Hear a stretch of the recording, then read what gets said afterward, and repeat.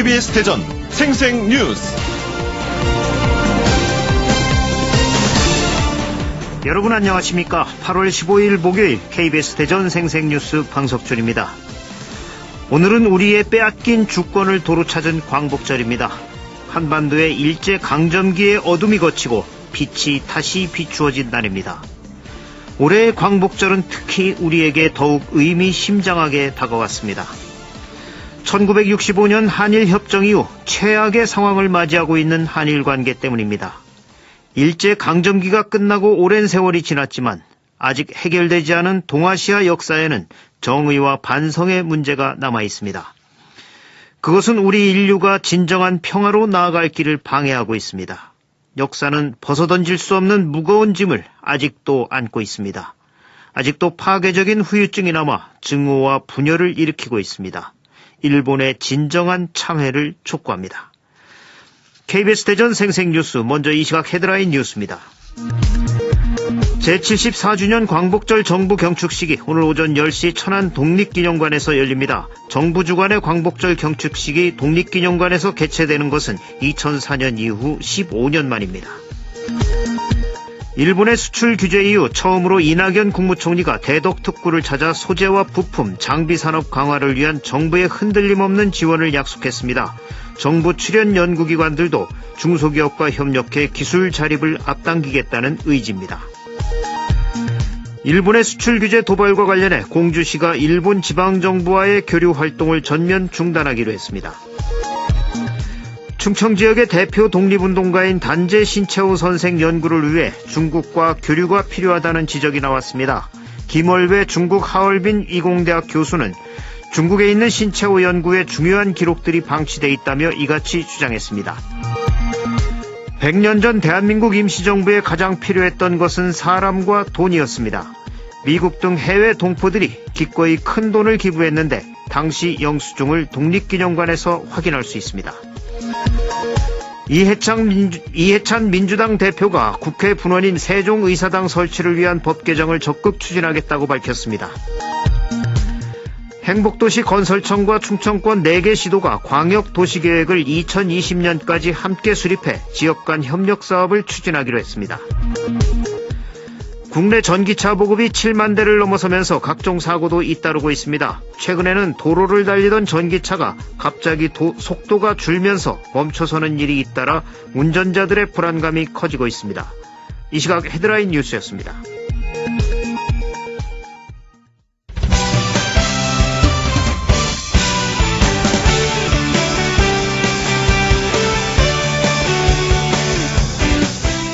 뉴스브리핑 순서입니다. KBS 대전 보도국의 성룡희 기자 나와 있습니다. 성 기자 안녕하세요. 안녕하십니까. 그제였죠. 국회 사무처가 국회 분원인 세종의사당 관련 최종 연구 용역을 발표를 했는데 어제는 이해찬 민주당 대표가 한 발 더 나가서 관련법 개정안 처리에 적극 추진 의지를 밝혔죠? 네, 이해찬 더불어민주당 대표가 국회 분원인 세종의사당 설치에 속도를 내기로 했습니다. 어제 국회에서 열린 민주당 확대 간부회의에서 이 대표는 세종의사당 설치에 대해 우리 미래가 달린 지역 균형 발전의 핵심 사업이자 국회와 행정부가 떨어져 발생하는 비효율과 낭비의 해결책이라고 말했습니다. 네. 또 지금 바로 시작한다고 해도 21대 국회 하반기가 돼야 제 역할을 해 시간이 많지 않다며 이번 20대 국회에서 서두를 뜻을 내비쳤습니다. 예, 이 세종의사당이 설치된다면 17개 국회 상임위 가운데 몇 개가 이전할지가 관건 아니겠습니까? 네. 이와 관련해서 이 대표 생각은 어땠습니까? 네, 먼저 국회 사무처는 전체 상임위 17개 가운데 10개를 이전하는 방안을 가장 효율적이라고 밝혔는데요. 이 대표는 수도권에 남은 법무부와 외교부, 통일부, 여가부 등 소관 상임위 4개를 제외한 13개 상임위 이전안에 무게를 뒀습니다. 이를 위해서 당 특별위원회를 구성해 국회 운영위와 협의하겠다고 덧붙였습니다. 세종시가 지역구인 여당 대표가 세종의사당 설치에 적극 나서면서 세종의사당 설치가 탄력을 받을 것으로 기대되고 있습니다. 예, 어차피 해야 하는 것이라면 빨리 해야죠. 이것을 반대하거나 이유 없이 시간을 끌면 안 됩니다. 일본의 수출 규제 이후 처음으로 어제 이낙연 국무총리가 대덕특구를 찾았죠. 네. 소재와 부품, 장비 산업 강화를 위한 정부의 흔들림 없는 지원을 약속했다고요. 네, 어제 이낙연 국무총리가 대덕특구를 찾았습니다. 국내의 소재, 장비, 부품 산업의 국산화 등 경쟁력 강화 방안을 마련하기 위해서인데요. 이 총리는 관련 정책의 지속성을 강조하면서 소재 부품 특별법 개정뿐 아니라 특별회계나 기금을 통한 재정 확보 방안을 검토하고 있다고 밝혔습니다. 예, 중소기업과의 연구협력 같은 정부 출연 연구기관의 역할도 강조했다고요? 네, 그렇습니다.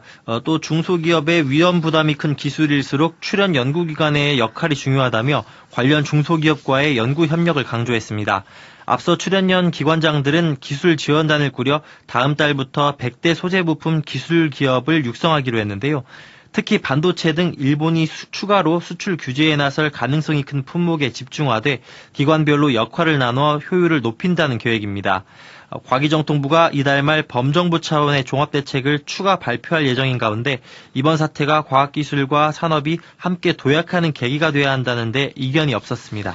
예, 이 그 길의 길 가운데 하나는 기술 개발을 통해서 부품, 소재, 장비에서의 독립도 있습니다. 이 정책만큼은 흔들리지 않게 독립운동하듯이 추진돼야 합니다. 국내 전기차 보급이 7만 대를 넘어섰는데 최근에는 도로를 달리던 전기차가 갑자기 속도가 줄다가 멈춰서는 일이 잇따라서 운전자들의 불안감이 커지고 있다고요. 네, 지난 12일 경부고속도로 오산나들목 부근에서 달리던 전기차 한 대가 갑자기 멈춰서는 일이 있었는데요. 충전 전력이 40%가량 남은 상태였는데도 운행 중에 속도가 갑자기 줄면서 멈춰섰다는 게 운전자의 말입니다. 또 다른 운전자도 지난달 같은 경험을 했는데요. 4차선 일반 도로에서 시속 50km로 달리던 전기차 속도가 갑자기 떨어지면서 도로 한복판에 멈춰섰습니다. 두 차량은 모두 같은 제조사의 동일 차종이었습니다. 특히 고속도로에서 달리던 차량이 갑자기 멈춰서면 이게 사고로 이어질 위험이 큰데 고장 원인은 밝혀졌나요? 네, 정비소에서는 아직까지 명확한 고장 원인을 찾지 못하고 있습니다.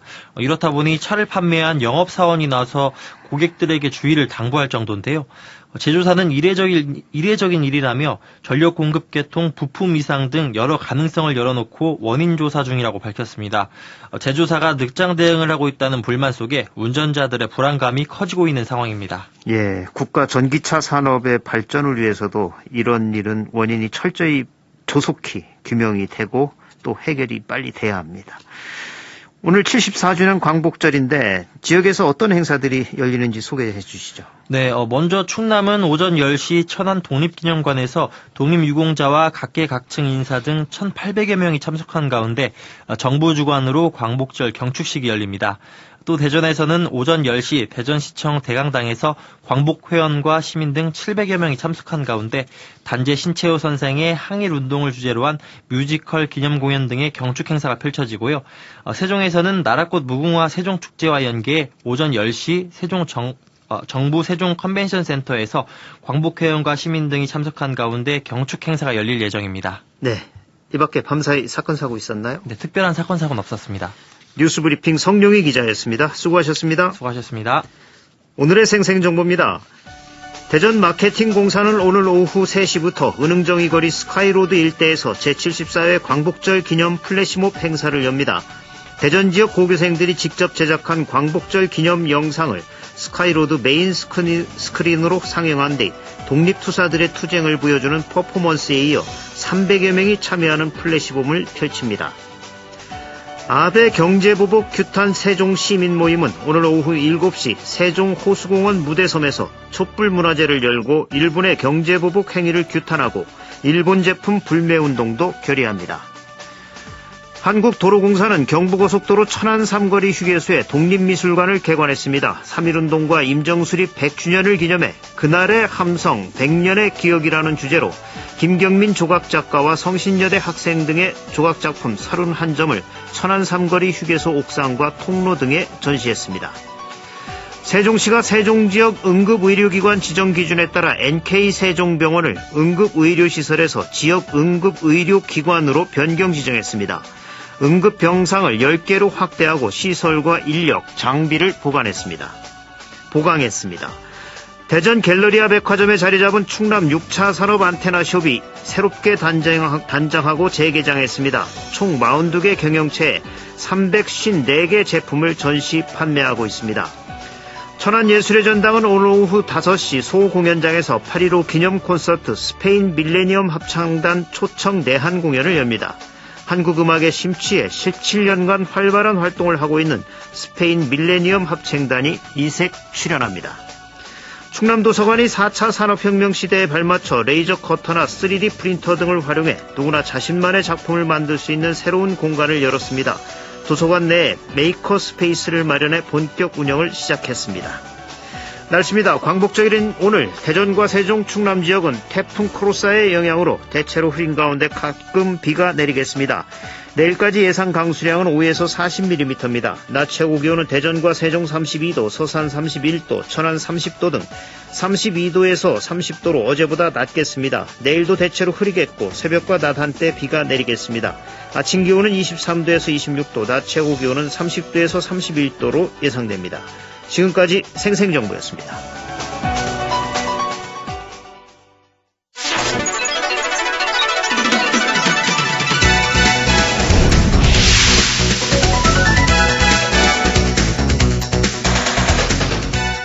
생생한 뉴스, 깊이 있는 이슈 분석.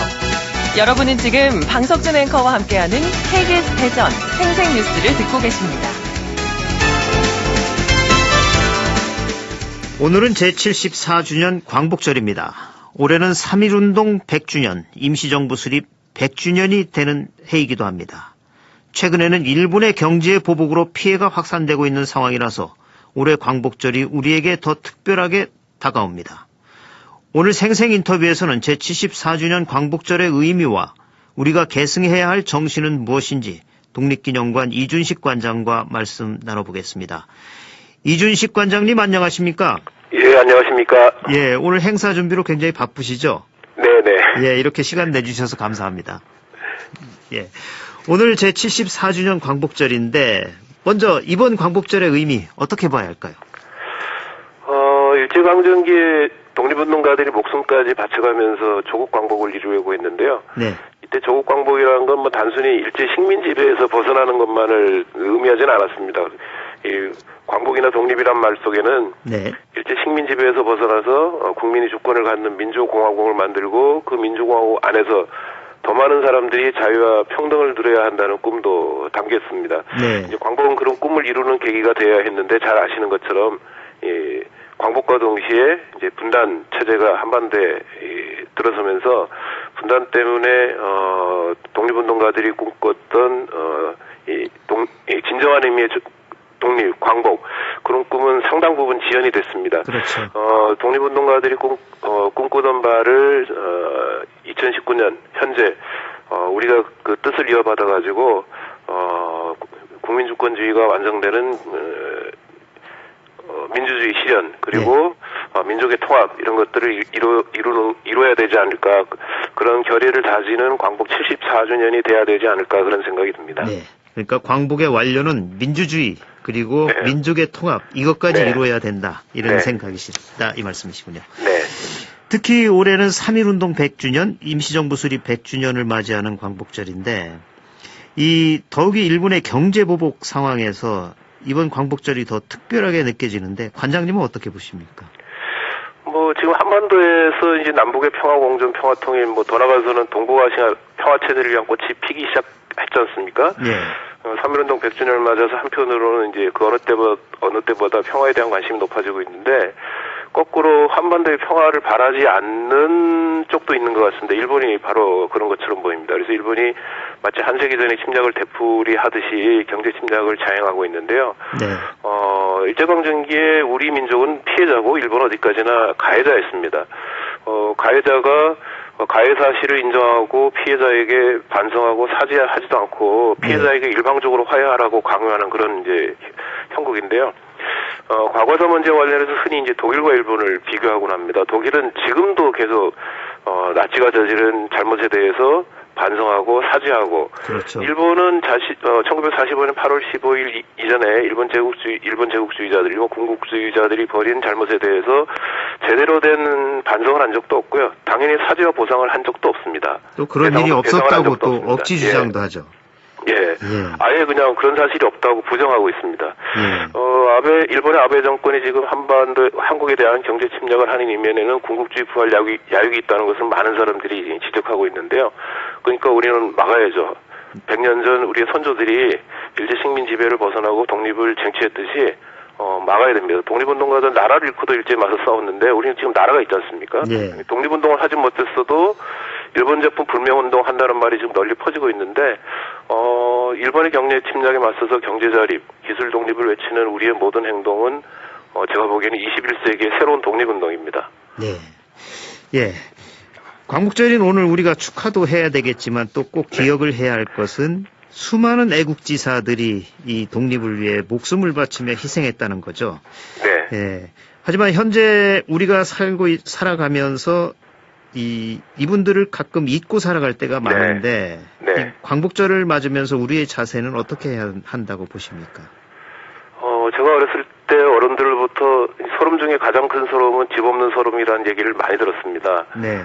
이제 이걸 이제 민족으로 치면은 가장 큰 서름은 아무래도 나라 없는 서름이겠죠. 100년 전 우리 선조들이 이런 서름을 이겨내기 위해서 정말 자신들이 가진 모든 것을 바쳐서 독립을 이루려고 했습니다. 그리고 이분들의 헌신과 희생 때문에 우리는 독립이 됐죠. 지금 민주공화국 대한민국에 살고 있습니다. 그분들이 흘린 피해에 대해서 우리가 늘 잊지 말아야 될 것 같고요. 네.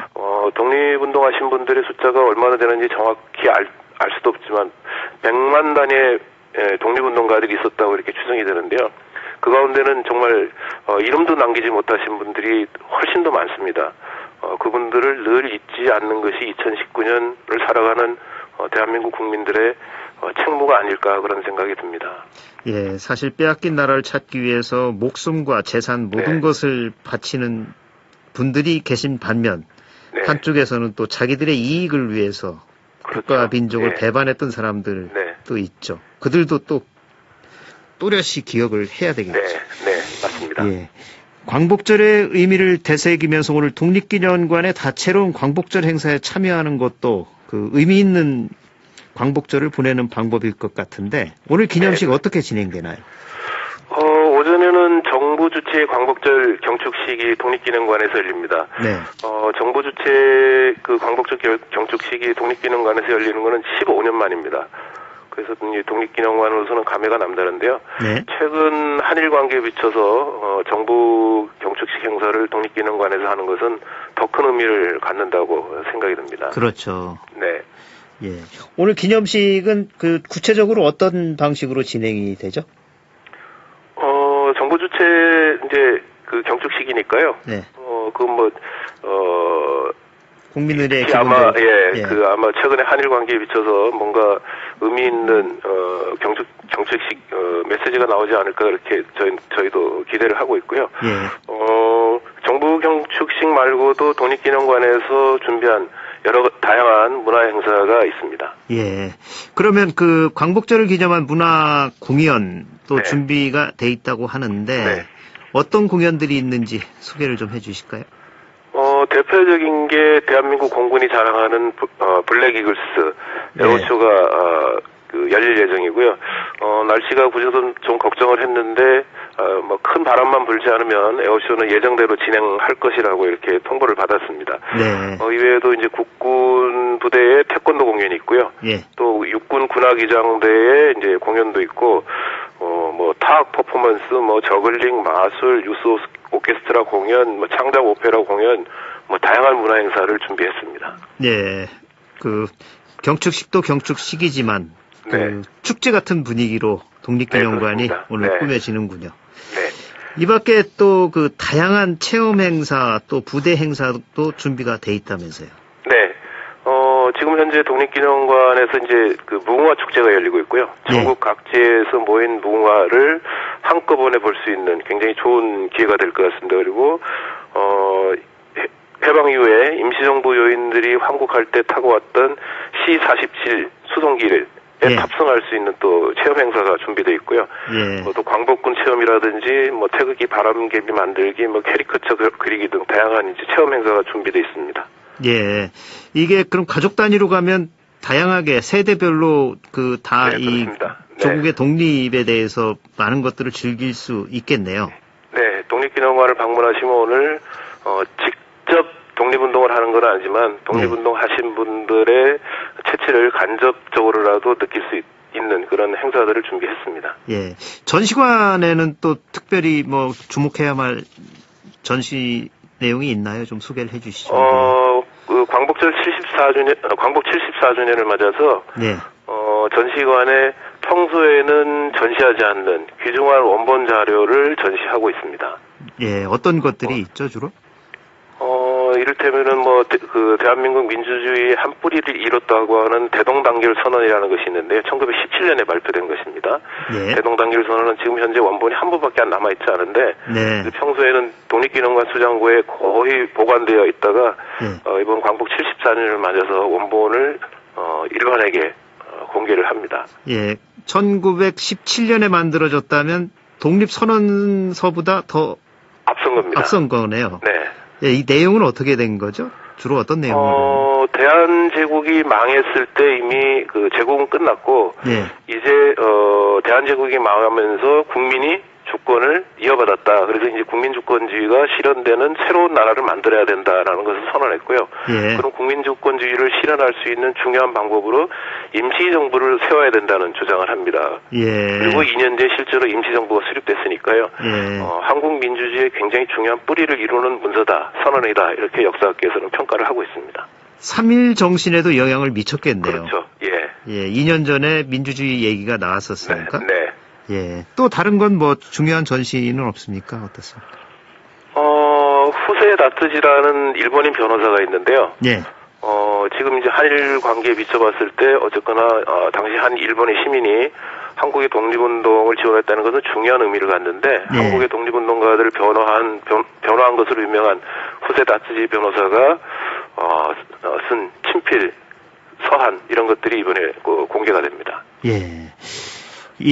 사실 일본인 중에도 정의로운 사람들이 많이 있었죠. 예. 요즘도 예. 사실 일본 국내에서 그 아베에 반대하는 시위들도 하시는 분들 계시고.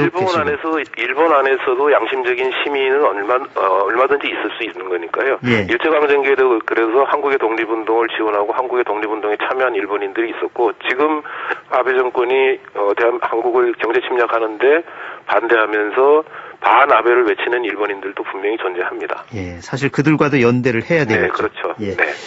예, 광복절을 맞아서 아이들과 함께 독립기념관으로 오늘 가보면 좋을 것 같네요. 마지막으로 청취자들에게 전하고 싶은 광복절 메시지가 있다면 해주시죠. 예, 110년 전 우리는 이제 일본 제국주의자들에게 나라의 주권을 빼앗겼습니다. 네. 그때 목숨을 바쳐가면서 국권을 지키려고 한 분들이 많았습니다. 그때는 우리의 힘이 부족했기 때문에 주권을 빼앗겼지만 지금은 일본이 한국을 경제 침략해도 충분히 우리의 주권을 지킬 만큼 능력이 성장했다고 저는 생각을 합니다. 네. 아시아에서 민주화 산업화를 동시에 이룬 모범적인 나라라고 흔히 평가받습니다. 네. 가장 최근에는 촛불 시민혁명이라는 무혈의 민주혁명을 통해서 민주주의를 한 단계 더 발전시키기도 했죠. 독립운동가들이 꿈꾼 국민의 자유와 평등이 이루어지는 민주공화국 대한민국을 완성하는 것이 저는 이제 멀지 않았다고 생각합니다. 마지막 장애회는 이제 분단 체제를 극복하는 건데요. 네.